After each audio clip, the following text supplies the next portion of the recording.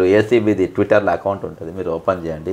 ఈరోజు పలానోడు పట్టుబడ్డాడు, పలానోడు 15 రూపాయలు తీసుకుంటుంటే పట్టుబడ్డాడు, మేము పోయి పట్టుకొని అని ముందు రంగుల సీసాలు పెట్టి నోట్ల కట్టలు పెట్టి ఫోటోలు తీసి పెడతారు, లేకపోతే వీడియో తీసి పెడతారు. రేవంత్ రెడ్డి కూడా అట్లా దొరికినవాడు ఏసీబీఓనికి. అట్లా దొరికిన వాడికి మీరు నౌకరు ఇస్తానరా? ఇస్తలేరు కదా. మరి రేవంత్ రెడ్డి ముఖ్యమంత్రి మీరు ఎట్లా చేశారు? ఆయన జైలుకు పంపుతుండ్రు కదా. ఆయన జైలుకు పోయించడానికి ముఖ్యమంత్రి రాగానే మీరు ప్రమోషన్ ఎందుకు ఇస్తలేదు? మీరు ప్రమోషన్ ఇచ్చింది కదా. తర్వాత ఎంపీ టికెట్ ఇస్తుంది, పీసీసీ ప్రెసిడెంట్ ఇస్తుంది, ఇవాళ ముఖ్యమంత్రిని చేస్తుంది.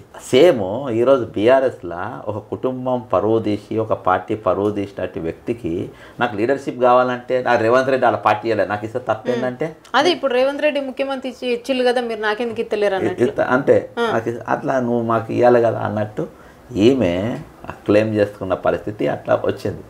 కాబట్టి అది ఒక పార్టీ కాబట్టి ఈమెతో మనకు ప్రమాదము, పార్టీకి ప్రమాదము. రేపు జనంలో ఈమె ఇప్పుడు నేను కన్నా కాంగ్రెస్ పార్టీ స్టార్ క్యాంపెయినర్ అనుకో, ప్రచార బాధ్యతలు నాకు ఇచ్చింది అనుకో, ఆమె నాకేస్తా నేను, అర్థమైందా?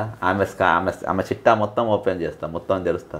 వాళ్ళకి వాయిస్ లేకుండా అయిపోతుంది బీఆర్ఎస్. కాబట్టి ఆమె రాజకీయాలనే పనికిరాదు అసలు. ఆమె మొత్తం ఫుల్ మీల్స్. ఆమె తెలంగాణ శశికళ అని పేరు కూడా పెట్టిన ఆమె.